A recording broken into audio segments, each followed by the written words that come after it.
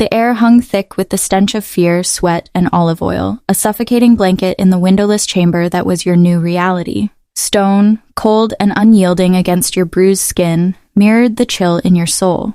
Distant laughter, the kind that twisted your stomach into knots of dread, echoed from the main house.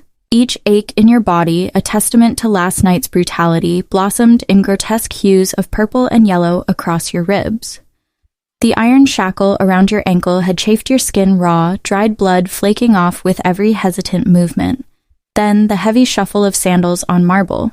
The overseer. Your hands trembled as you reached for the crumpled, thin tunic, a meager shield against the inevitable. 15 years old, though you'd long since abandoned the counting of birthdays since they brought you here. Time you'd discovered moved differently when you were merely property.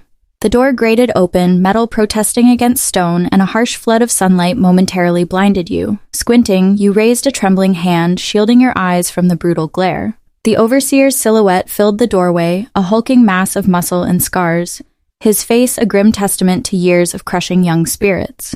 "Clean yourself," he growled, tossing a damp cloth at your feet. "The master has guests arriving tonight, important guests, and you..." His eyes, cold and assessing as a horse trader's, raked over your body. "You're going to help entertain them." Your throat tightened, a dry knot of dread. You knew what that meant. You'd known since the first night they'd dragged you, screaming and struggling, from your village. Since they'd casually informed you that your family's debts had been settled, paid in the only currency they had left, you. This, you would soon discover, was the grim truth for countless young men in ancient Greece. Not the polished, sanitized narrative taught in schools, where philosophy and democracy shone so brightly they blinded us to the shadows.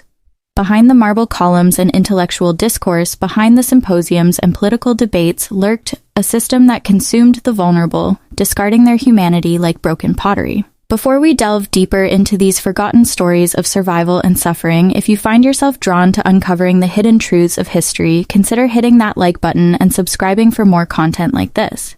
And please leave a comment below to let me know where you're listening from.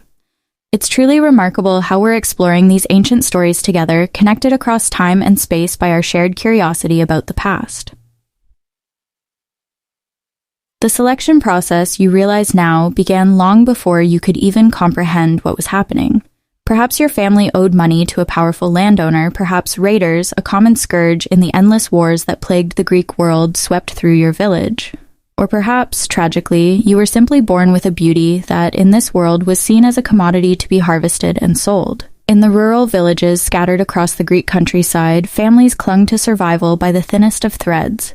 A failed harvest, an injury to the father, a death in the family, any one of these could plunge a household into irreversible debt. And when the creditors inevitably came calling, they weren't interested in empty promises or future earnings, they demanded payment in flesh. Imagine a small farming community nestled in a peaceful valley between sprawling olive groves. The houses were humble, mud brick and thatch, dirt floors, single rooms where entire families huddled together for warmth. Children, innocent and carefree, ran naked between the dwellings, their laughter mingling with the bleat, ting of goats, and the rhythmic grind of women's grain. It was a harsh existence, but it was life. Then came the drought. Week after merciless week, the sun beat down, wilting crops. Ancient, gnarled olive trees yielded only shriveled fruit.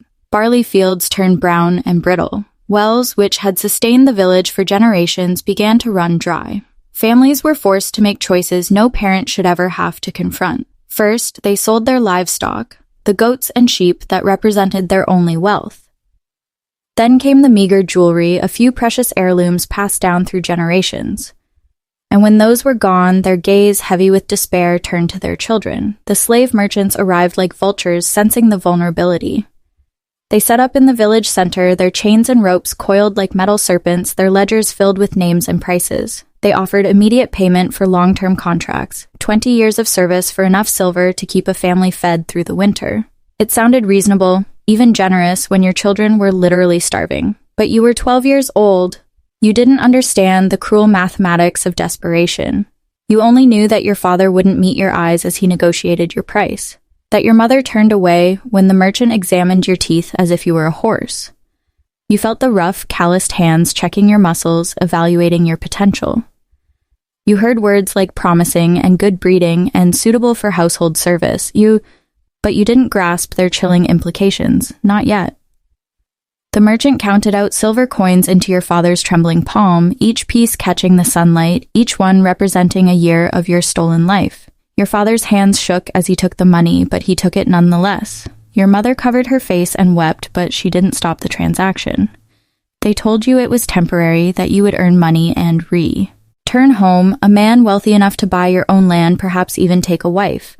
They promised you would be treated well, that you would learn valuable skills, that this was an opportunity for advancement. The lies, sweet and poisonous, fell from their lips like honey from a broken comb. The journey to the city was a nightmare of chained necks and blistered feet.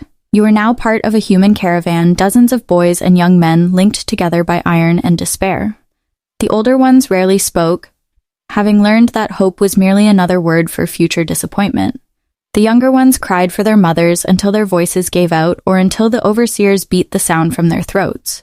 You marched through landscapes that, under different circumstances, would have been breathtaking. Rolling hills cloaked in olive groves, coastal roads where the sea shimmered like scattered diamonds, mountain passes where eagles soared overhead. But you saw none of it. Your world had shrunk to the length of the chain between you and the boy in front, to the rhythmic shuffle of feet on stone, to the growing, chilling certainty that you would never see home again. At night, they chained you to stakes driven into the ground. You lay on your side in the dirt, listening to the muffled sobs of the other boys, feeling the crushing weight of the iron around your neck like a collar of fate. Sometimes the merchants brought visitors to inspect their merchandise. Men with soft hands and calculating eyes who walked among you like farmers examining cattle. They prodded and poked, checking for disease or injury, meticulously evaluating your potential for various forms of service. You quickly learned to distinguish between the types of buyers. The agricultural slave owners sought muscle and endurance. They wanted boys capable of working in the fields from dawn till dusk. The household masters desired a different quality, compliance, intelligence, a certain fragility that suggested you wouldn't cause trouble. But there was a third category, and you learned to dread their visits most of all. These men, adorned in fine clothing and speaking with cultured accents, reeked of expensive perfumes and wine. Their fingers glittered with rings. When they examined you, their touch lingered in ways that made your skin crawl. They were looking for something specific, a disturbing combination of youth and beauty that had nothing to do with labor and everything to do with pleasure. The slave market in Athens was an assault on every sense. The sound hit you first. Hundreds of voices haggling, crying, pleading, commanding. Then came the smells, unwashed bodies, fear, sweat, urine, and something else you couldn't identify but that churned your stomach. And then you saw it and understood why the older slaves had warned you to keep your eyes down. Naked bodies arranged in rows like merchandise. Children, barely old enough to walk, stood beside their mothers, their eyes wide with confusion. Old men with broken spirits and bent backs, their value measured in whatever fading strength remained in their aging muscles. And everywhere, the buyers, circling like sharks, pointing and discussing prices as if the people on the platforms couldn't hear every word. You were cleaned and oiled before your sale, not out of kindness, but because clean merchandise fetched higher prices. The oil made your skin gleam in the sunlight, highlighting the lean muscles you'd developed during the grueling journey. Someone had decided you were too pretty for fieldwork and you were positioned with the household slaves destined for indoor service. The auctioneer's voice boomed across the market as he meticulously described your attributes, your age, your region of origin, your physical condition. He even mentioned your pleasing appearance and gentle temperament. Code words that made certain buyers lean forward with predatory interest. The bidding began low, but quickly escalated as more men joined the competition. You stood frozen on the platform, trying desperately to disappear into yourself as strange hands examined your body. Someone forced your mouth open to check your teeth. Another tested the strength of your grip. A third ran his fingers through your hair, commenting on its texture and color. You were no longer a person, you were an object meticulously evaluated for purchase. The winning bidder was a man named Lysander, though you wouldn't learn his name until later. All you saw then was his satisfied smile as he counted out the silver, his eyes already possessing you before the transaction was even complete. He was middle-aged and well-fed, with the soft hands of someone who had never known manual labor. His tunic was expensive silk, dyed the deep purple that proclaimed immense wealth and status. When he looked at you, there was something in his expression that made you want to run, even though the chains made escape an impossible fantasy. Lysander owned a sprawling household in the wealthy district of Athens. His house was larger than your entire village. Marble columns, painted walls, elaborate mosaics depicting gods and heroes. Servants scurried through corridors carrying trays of food and wine, their movements quick and nervous. You noticed that many of them were young men, all beautiful in different ways, all bearing the same look of resigned despair you were beginning to recognize as the face of captivity. The overseer who claimed you from Lysander was named Demetrius. He was a former slave himself, purchased young and having risen through the ranks through a brutal combination of intelligence and ruthlessness. Now he managed the household slaves with an iron fist, understanding better than anyone how to break spirits and ensure absolute compliance. He meticulously explained the rules as he led you through the house. You would be fed twice daily, barley porridge in the morning, bread and olives in the evening. You would be given clean clothes once per week. You would bathe when ordered, eat when ordered, sleep when ordered. You would speak only when spoken to. You would never look a free person directly in the eyes. You would never refuse an order, no matter what that order might be. And then came the part that made your blood freeze in your veins. You are here to serve the master and his guests in whatever capacity they require, Demetrius explained. This service may involve pouring wine, serving food, cleaning rooms, or providing entertainment. The nature of this entertainment, he added with a cruel smile, will become clear in time. Some slaves resist at first, he continued, his voice flat, but resistance only leads to pain. Compliance, on the other hand, can lead to certain privileges, better food, a warmer place to sleep, perhaps even small personal possessions. Your new quarters were in the basement of the house, a series of small, cramped cells where the male slaves slept. Each cell contained a straw mattress, a thin blanket, and a chamber pot. The walls were thick stone, designed, you quickly learned, to muffle sound. You soon understood why this was necessary. The other slaves greeted you with a mixture of sympathy and chilling warning. There was Marcus, a boy about your age who had already endured 2 years here, his eyes holding depths of pain, and that seemed impossible for someone so young. There was Alexios, older and scarred, who, in whispered conversations, told you about the special guests who frequented the house and what they expected from the entertainment. And then there was Philemon, barely 14, but with the haunted expression of someone much older. He was once the son of a small merchant family until his father's business failed and creditors seized everything, including the children. He had been in the house for 6 months, and he was the one who explained what truly happened during the symposiums. Greek culture celebrated the symposium, the drinking party where educated men gathered to discuss philosophy, politics, and art. These were sophisticated affairs, intellectually stimulating conversations between the greatest minds of the ancient world, at least that's how they are remembered. The reality, however, was often very different, especially when the wine flowed freely and the guests demanded more intimate entertainment. The slaves were expected to serve not just food and drink, but themselves. The philosophers who debated the nature of virtue and justice by day had no qualms about using young slaves for their pleasure by night. The same men who composed beautiful poetry about love and honor treated their human property like living toys to be used and discarded at will. Philemon described the preparation rituals with a voice devoid of emotion, as if he were talking about someone else's life. The slaves were bathed and oiled, their bodies made smooth and gleaming. They were given special tunics, thin fabric that clung to their forms, designed more to entice than to clothe. Sometimes they were even given jewelry, golden bracelets or necklaces that marked them as ornamental rather than utilitarian. The symposium began formally enough. The guests reclined on couches arranged around the room, discussing the topics of the day while slaves poured wine and presented elaborate dishes. The conversation might touch upon the nature of democracy, the philosophy of Socrates, or the latest military campaigns. These were educated, cultured men who prided themselves on their intellectual sophistication. But as the evening progressed and the wine took effect, the tone shifted. Philosophical discussions gave way to cruder entertainment. Stories became bawdy, jokes lewd, intellectual debates devolved into boastful competition, and the slaves who had been serving silently around the edges of the room suddenly found themselves the unsettling center of attention. It started with small requests. Pour wine for this guest. Massage the shoulders of that one. Feed grapes to the man on the corner couch. Each task seemed innocent enough, but you learned to read the subtle signs, the way conversations quieted when you approached, the lingering touches that had nothing to do with serving wine, the way certain guests watched your movements with predatory interest. The first time you were selected for special service, you were too naive to comprehend what was truly happening. A guest, a man old enough to be your grandfather, requested that you join him on his couch. He wanted you to share his wine, he said, to discuss your homeland, to tell him about your family. His questions seemed friendly at first. Where are you from? Do you miss your home? Are you being treated well? His hand rested on your shoulder as he talked, then slowly moved to your back, then lower. You tried to move away, but his grip tightened. Other guests were watching now, their conversations fading as they focused on the entertainment. What happened next is seared into your memory with the terrible Clary Schwunzung. Tie that only trauma can provide. The way your protests were ignored.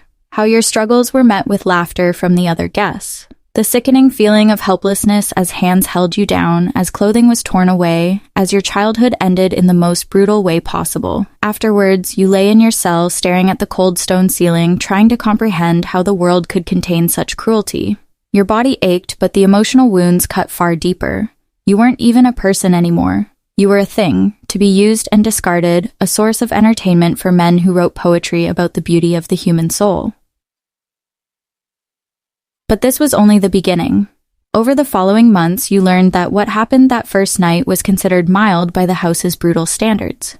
Some guests had specific preferences, particular cruelties they enjoyed inflicting.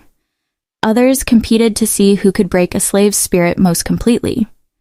The overseer encouraged this behavior, knowing that broken slaves were compliant slaves. You discovered that the household operated on a complex hierarchy of abuse. The newest slaves bore the worst treatment, serving as fresh meat for the guests' appetites. Those who survived long enough might be promoted to different roles, personal servants to less violent masters, or kitchen workers who rarely interacted directly with guests. But promotion required more than just survival, it demanded a complete surrender of dignity, a chilling willingness to participate in your own dehumanization. Some slaves, you observed, tried to resist. Marcus attempted to escape during his first month, only to be recaptured and beaten so severely that he walked with a limp for weeks afterwards. Alexios once refused a particularly degrading order and spent 3 days chained in the courtyard without food or water, exposed to the elements as a bruta. An example to the others. But resistance, you learned, took many forms. Some slaves retreated so deeply into themselves that they became like walking corpses, present in body but entirely absent in spirit. Others developed a kind of desperate cunning, learning to anticipate their master's moods and avoid the worst punishments through careful observation and submission. And a few, the truly lucky ones, simply died, whether from disease, injury, or sheer despair. Death, you realized, became a perverse form of liberation. You'd seen slaves simply stop eating, stop responding to orders, stop caring whether they lived or died. The overseers usually replaced them quickly. There was always a fresh supply of young bodies available at the slave markets. The psychological techniques employed to break slaves were as sophisticated as they were cruel. Isolation was one of the most effective weapons. You were cut off from everyone you had ever known, surrounded by people who were as powerless as you were.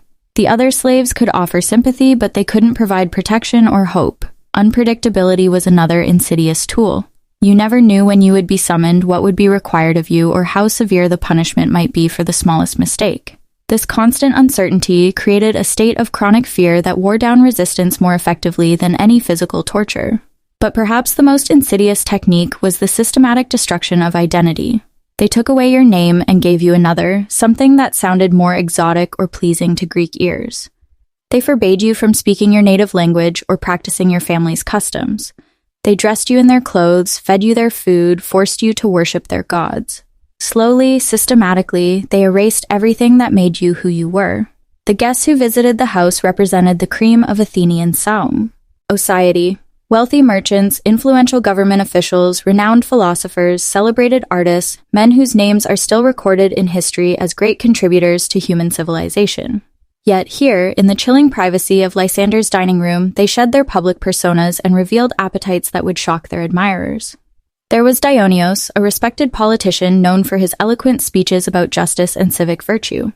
In public, he championed the rights of citizens and spoke eloquently about the moral foundations of society. In private, however, he delighted in humiliating young slaves, forcing them to perform degrading acts while he casually quoted passages from Homer. Then there was Cleomenes, a wealthy merchant who funded public works and was praised for his generosity to the poor.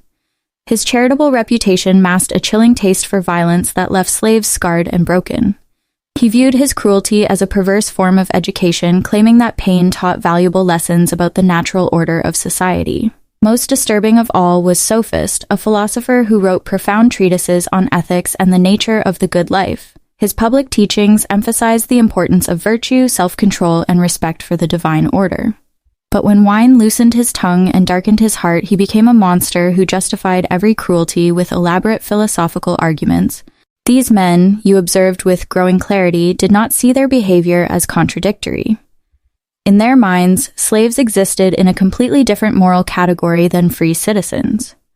The virtues that applied to relationships between equals simply did not extend to property. A man could be generous to his neighbors, just to his peers, and utterly cruel to his slaves without any sense of inconsistency. This profound moral blindness extended throughout Greek society. The same culture that produced magnificent art, groundbreaking philosophy, and innovative political systems also normalized the complete dehumanization of entire classes of people. The contradiction wasn't accidental, it was structural. The leisure time that allowed free citizens to pursue intellectual and artistic endeavors was built, literally, on the backs of slave labor. As months turned into years, you developed survival strategies that would have been unimaginable to your younger self. You learned to read the subtle signs that indicated a guest's mood and preferences. You discovered which behaviors were most likely to earn rewards and which would result in swift punishment. You mastered the chilling art of psychological absence, appearing compliant while retreating so deeply into yourself that your spirit remained for a time untouchable. But survival came at a steep cost. Each compromise with evil chipped away at something essential inside you. Each moment of submission reinforced the horrifying lesson that you were powerless, worthless, disposable. The boy who once ran laughing through olive groves became a hollow-eyed young man who moved through life like a ghost, haunting his own body. The other slaves became your only family, bound together by shared trauma and mutual protection. You developed a silent language of glances and gestures, subtle ways to communicate warnings and offer comfort. Without alerting the overseers, you shared what little food you could spare, took turns standing watch during the few precious hours of rest you were allowed, and held each other when the nightmares became too much to bear alone. But even these relationships were tainted by the system that created them. Competition for the master's fleeting favor could turn friends into enemies. The promise of better treatment might tempt someone to betray a planned escape or report another slave's minor transgression. The very bonds that kept you sane also became tools for your oppression. Some nights, lying on your straw mattress in the suffocating darkness, you tried to remember your mother's face, but the image grew fainter with each passing month, replaced by the grim faces of your tormentors. You tried to recall the sound of your father's voice, but it was drowned out by the raucous laughter of guests and the muffled cries of other slaves. Your past became as distant as a half-remembered dream, while your present nightmare stretched endlessly toward an unimaginable future. The physical abuse was constant and varied. Some guests preferred their entertainment to be subtle psychological domination that left no visible marks but carved deep, agonizing wounds in the spirit. Others were more direct, using fists and whips and heated metal to inscribe their ownership on slave bodies. Still others took pleasure in elaborate tortures that combined physical pain with sexual humiliation in ways that defied description. But it was the casual nature of the cruelty that proved most devastating. A guest might pause in the middle of a philosophical discussion to strike a slave for no reason other than boredom. Another might interrupt his recitation of poetry to demand increasingly degrading acts from the evening's entertainment. The violence wasn't passionate or personal, it was as rose, used as pouring wine or lighting lamps. The slaves learned to treat their own bodies as foreign objects, things that happened to house their consciousness but didn't really belong to them. You developed the chilling ability to float above yourself during the worst moments, to observe your own suffering with a kind of detached curiosity. It was a survival mechanism, but it came with its own steep price, a growing disconnection from your own humanity that chillingly mirrored the way your masters saw you. As your second year in the house began, you noticed changes in yourself that went beyond the obvious physical scars. Your voice sounded different, flatter, more careful, stripped of the regional accent that once marked you as a child of the mountains. Your posture had changed too. You moved with the hunched shoulders and downcast eyes of someone who had learned that visibility led to suffering. More disturbing were the changes in your thinking. You caught yourself automatically calculating the preferences and moods of free people, even when they had no direct power over you. You flinched at unexpected sounds and movements. You even found yourself grateful for small mercies, an extra piece of bread, a night without summoning, a master who was merely indifferent rather than actively cruel. This psychological conditioning was, perhaps, the system's greatest success. It created slaves who didn't just obey out of fear, but who internalized their powerlessness so completely that resistance became literally unthinkable. The masters didn't need to constantly watch and threaten because their victims had learned to police themselves. Yet, even in this environment of systematic dehumanization, small acts of resistance persisted. Slaves developed subtle ways to maintain their dignity and humanity. They shared stories of their homelands, keeping alive memories that their masters tried to erase. They created art for about scraps, tiny sculptures hidden in walls, songs hummed too quietly for overseers to hear, poems composed in languages their captors didn't understand. Most importantly, they bore witness. In whispered conversations during brief moments of privacy, they shared their experiences and validated each other's suffering. They remembered the names of those who had died, ensuring that these forgotten victims were not completely erased from history. They meticulously documented cruelties and preserved evidence of crimes that their society refused to acknowledge. This bearing witness became a form of resistance in itself. By insisting on their own humanity and the chilling reality of their suffering, the slaves resisted the master narrative that portrayed them as contented property or willing participants in their own exploitation. They maintained the desperate possibility that someday someone would listen to their stories and recognize their truth. But such resistance required enormous courage and came with deadly risks. Slaves caught communicating in their native languages might have their tongues cut out. Those found sharing food or offering comfort to fellow slaves could be separated or sold to crueler masters. The very acts that preserved humanity also invited punishment designed to destroy it.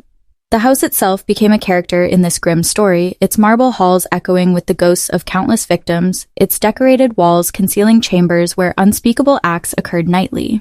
The beautiful mosaics and painted frescoes provided a grotesque contrast to the human misery they sheltered. Art and horror coexisted in the same space, chillingly reflecting the broader contradictions of a civilization built on others' suffering. In your third year, something broke inside you that you didn't even know could break. It happened during a particularly elaborate symposium, one celebrating a military victory against a neighboring city-state. The guests were more numerous than usual, their celebration more intense, their demands more creative in their cruelty. You were brought before a group of young aristocrats, barely older than yourself, but already drunk on wine and inherited power. They had devised what they considered an amusing game, a contest to see who could elicit the most entertaining reactions from their human toys. They took turns issuing commands, each more humiliating than the last, while meticulously keeping score like children playing knucklebones. As you performed their degrading spectacle, something fundamental shifted in your perception. You stopped seeing yourself as a person forced to endure terrible things and began seeing yourself as exactly what they saw. A thing that existed for their amusement. The last fragile thread connecting you to the boy who once herded goats in mountain pastures finally snapped. The psychological death was almost a relief. Without hope or dignity left to protect, there was no more pain in surrender. You became the perfect slave, anticipating needs before they were voiced, accepting any treatment without resistance, existing in a state of complete compliance that required no thought or feeling. The overseers noticed the chilling change and rewarded it. You were given better clothes, more regular meals, and a cell with an actual window. Other slaves looked at you with a mixture of envy and horror, recognizing what you had become and understanding the terrible price you had paid for these minor comforts. But even in this state of psychological numbness, fragments of awareness persisted. You observed the household's rhythms with the detached interest of someone watching a play. You noticed chilling patterns in the guests' behavior, cycles of violence and indulgence that followed predictable patterns. You began to understand the economics of suffering that kept the entire system functioning. The house operated on a constant supply of fresh victims. Young slaves rarely lasted more than a few years before they were either broken beyond usefulness or aged beyond their master's preferences. Some died from disease or injury. Others were sold to gladiator schools or mining operations when their beauty faded. A few simply disappeared one night, their fate unrecorded and unlamented. This constant turnover necessitated regular visits to the slave markets. You sometimes accompanied Demetrius on these grim trips, serving as a chilling example of what proper training could accomplish. The irony wasn't lost on you. The broken boy who once stood trembling on the auction block now helped evaluate new merchandise for his master's collection. You watched the terror in young faces and felt nothing. When Demetrius asked your opinion on a particular boy's suitability, you offered technical assessments based on years of bitter experience. This one will resist too much and require breaking. That one is already too damaged to be worth the investment. The third shows promise for long-term service. The new slaves looked at you with desperate hope, seeing in your survival some possibility of endurance. They didn't understand that survival and living were very different things. They couldn't see that the person standing before them had died years ago, leaving only a hollow shell programmed to serve. During one market visit, something stirred in the deadness behind your ribs. You encountered a boy who reminded you powerfully of your younger self. The same dark hair, the same frightened eyes, the same desperate search for kindness in a world suddenly turned hostile. He was perhaps 13, small for his age, but with the lean strength of someone raised on hard work and simple food. For just a moment, you remembered what it felt like to be human. The sensation was so unexpected and painful that you actually staggered, causing Demetrius to grab your arm and ask if you were ill. You lied, saying the heat was affecting you, but the truth was far more complicated. Seeing that boy had awakened something you thought permanently extinguished, not hope exactly, but a haunting recognition that the person you once were deserved to be mourned, that the life stolen from you had value, even if no one else acknowledged it.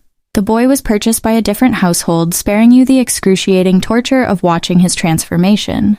But his image haunted you for weeks afterwards, bringing dreams you hadn't experienced in years. You found yourself remembering your mother's cooking, your father's laugh, the feeling of wind on your face as you ran through mountain meadows. These memories were dangerous. They threatened the careful numbness that kept you functional. But they also reminded you that somewhere beneath the perfect slave, fragments of your original self still existed. The question became whether those fragments were worth preserving or whether complete surrender would be a mercy. The answer came during another symposium, this one quieter than usual. The guests were older men, philosophers and politicians engaged in serious discussion about the nature of justice and the ideal state. You served wine, listening to their debates with the trained invisibility of household property. They were discussing the writings of a famous philosopher, debating whether virtue could be taught or whether it was innate. One guest argued that some people were naturally suited for slavery, born with inferior souls that made them incapable of self-governance. Another contended that environment shaped character, that even slaves might be capable of virtue under different circumstances. The irony was overwhelming. These men, who raped children and tortured the helpless, were debating the nature of virtue while you, their victim, stood silently holding their wine. They spoke of justice while perpetrating the greatest injustices. They theorized about the ideal state while creating hell on earth for those under their power. But listening to their debate, you realized something profoundly important. Their philosophical sophistication didn't excuse their cruelty. It made it worse. They had the intellectual capacity to understand the wrongness of their actions, yet they chose evil anyway. They weren't ignorant barbarians acting from instinct, they were educated monsters who had rationalized their monstrosities. This chilling realization brought a strange kind of clarity.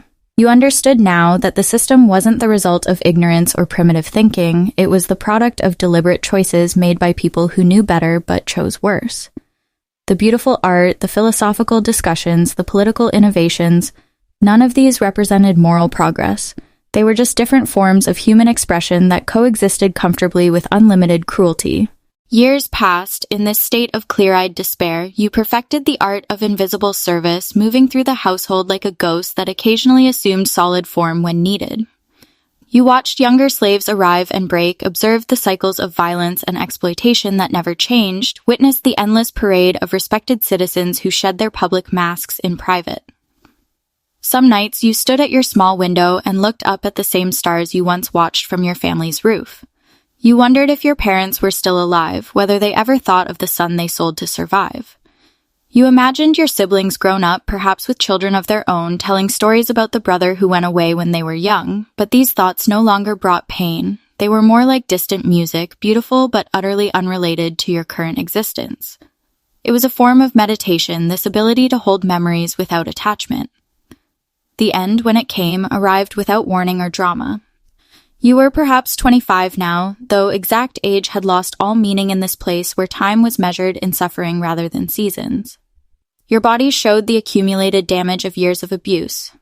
Scars that never properly healed, joints that ached from old injuries, a persistent cough that suggested something grim in your chest. More significantly, your usefulness was declining. The guests who once fought to claim your services now barely noticed your presence. New slaves had arrived with fresh beauty and unbroken spirits, making your practiced compliance seem ordinary rather than exotic. You were becoming what every slave eventually became, invisible in a different way. Overlooked rather than coveted, Demetrius called you to his quarters one morning and explained that you were being sold to a mining operation in the mountains. It was presented as neither punishment nor reward, simply an economic decision.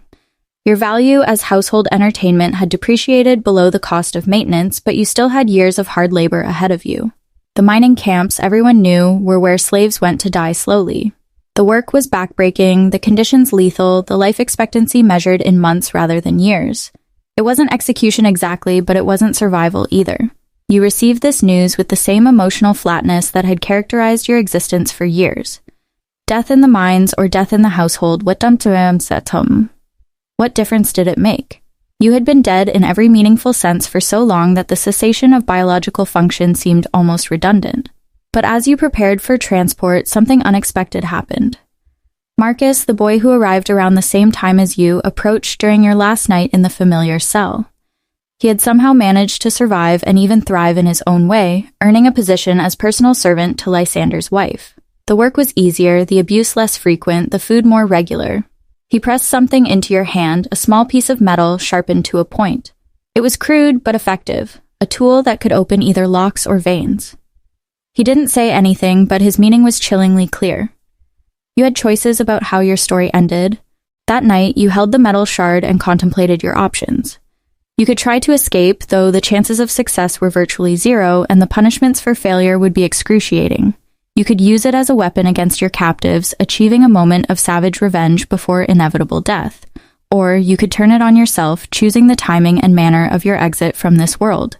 Each option held its grim appeal. Escape offered the fantasy of freedom, even if the reality would likely be brief recapture and tortured death. Violence would provide a fleeting satisfaction, allowing you to inflict some fraction of the pain you'd endured. Suicide would grant control, letting you choose dignity over degradation in your final moments. But as dawn approached, you made a different choice. You hid the weapon where other slaves might find it, silently passing along the gift of options that Marcus had given you. Your story, you realized, might be ending, but others were still being written. Perhaps one of them would find a different conclusion. The journey to the mines took you through landscapes that sparked forgotten memories.